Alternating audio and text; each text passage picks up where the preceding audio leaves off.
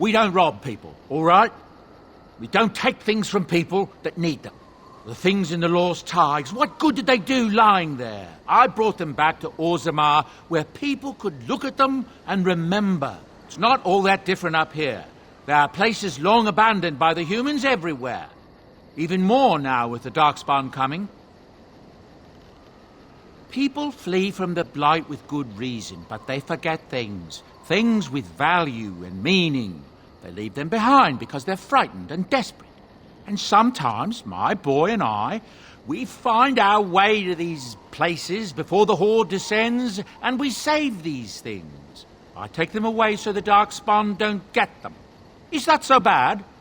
They destroy everything they touch. That's what I tell myself, too. Ah, these are dark times indeed. Dark times, my friend. Ah, yes. I'm married to a fine woman back in Denerim, it's true. She'd give me a son if she could, but that's not likely to ever be. Sandal here, I found him in the deep roads years ago. Abandoned, I think, and he was never quite right in the head. I took him in, and I brought him with me when I came here to the surface. He may not be my blood, true, but I think of him as one. We left Orzammar. That's right, boy. Maybe one day we'll see it again. It's not as if I don't benefit, mind you. Turns out the boy's a natural working with enchantments. He might have even been lyrium-addled. I never thought of that before, to be honest. Happens sometimes. He can work an enchantment into just about anything, however, given some time. Could probably open his own shop, if he knew how. Enchantment. Well, he does seem to enjoy it, at least. Of course. Good fortune to you and yours. Goodbye.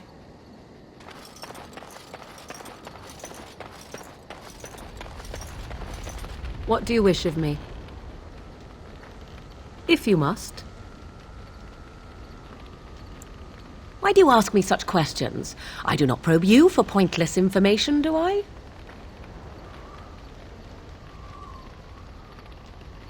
Beg pardon, then, while I jump for joy. What is it you asked? If I grew up in the wilds? A curious question. Where else would you picture me? For many years it was simply Flemeth and I. The wilds and its creatures were more real to me than Flemeth's tales of the world of man. In time, I grew curious. I left the wilds to explore what lay beyond, never for long. Brief forays into a civilized wilderness. Would you not do the same? Your world is an unforgiving and cold place. The wilds I hail from is home to me, and I a natural denizen. For all that I had been taught, however, the truth of the civilized lands proved to be overwhelming. I was unfamiliar with so much. So confident and bold was I, yet there was much that Flemeth could never have prepared me for.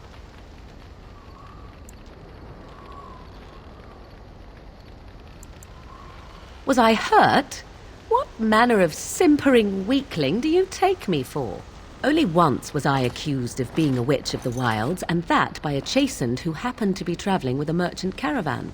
He pointed and gasped and began shouting in his strange language, and most assumed he was casting some curse upon me.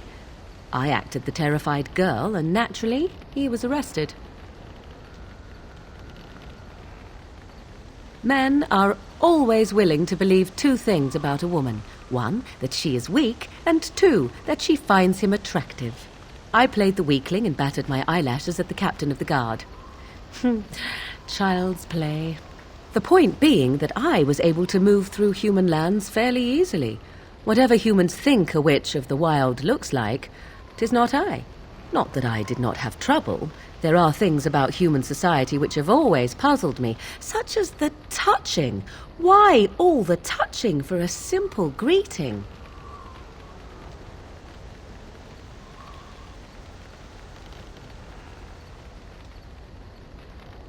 Yes, some men have painted lines across the maps. I've seen them.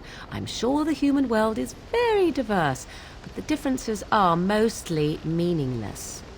There were many nuances that Flemeth could never tell me of. When to look into another's eyes, how to eat at a table, How to bargain without offending, none of these things I knew. I still do not understand it all, truth be told, but then I gave up long ago any hope of doing so.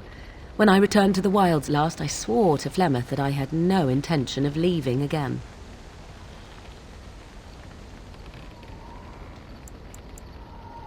Yes? Let's ignore the entire Darkspawn threat and the presence of a simpleton as your only other Grey Warden ally, then. Not that I lack appreciation for the intent of your comment. Thank you. Well, let's get on with it before the ground opens up and swallows us, yes? Yes? At times, perhaps. A world full of people and buildings and things was all very foreign to me.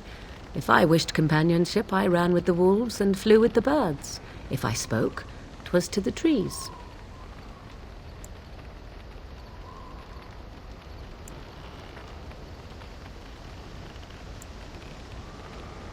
For a time, but one can only remain a child for so long. I recall the first time I crept beyond the edge of the wilds. I did so in animal form, remaining in the shadows and watching these strange townsfolk from afar. I happened upon a noblewoman by her carriage, adorned in sparkling garments, the likes of which I had never before seen. I was dazzled. This, to me, seemed what true wealth and beauty must be. I snuck up behind her and stole a hand mirror from the carriage. 'Twas encrusted in gold and crystalline gemstones, and I hugged it to my chest with delight as I sped back to the wilds. Flemeth was furious with me. I was a child and had not yet come into my full power, and I had risked discovery for the sake of a pretty bauble. To teach me a lesson, Flemeth took the mirror and smashed it upon the ground. I was heartbroken.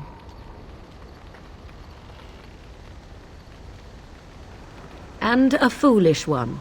Flemeth was right to break me of my fascination. Beauty and love are fleeting and have no meaning. Survival has meaning. Power has meaning. Without those lessons, I would not be here today, as difficult as they might have been.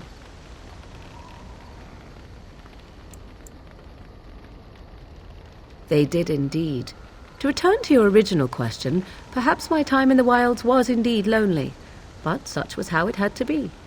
I find myself at times wondering what might have become of the girl with the beautiful golden mirror, but such fantasies have no place amidst reality.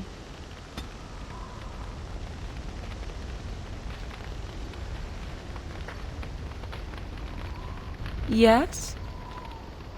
So, full of questions, are you? Well, that depends, does it not? What does she seem to be?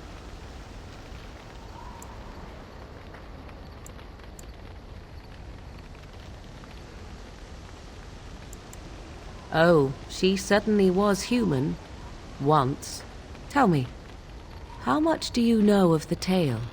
The one that the chastened still tell of my mother, to frighten them into obedience.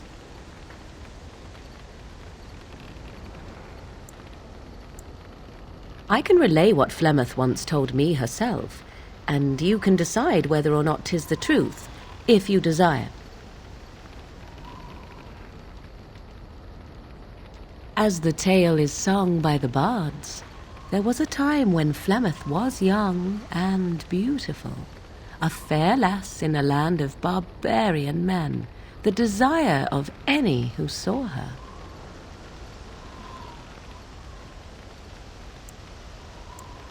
Many centuries before this land was even named Ferelden.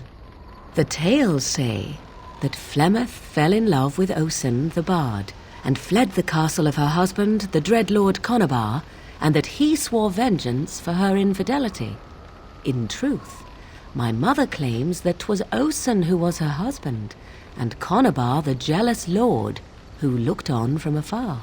Lord Conabar approached young Osen and offered him wealth and power in exchange for his lovely wife, and Osen agreed.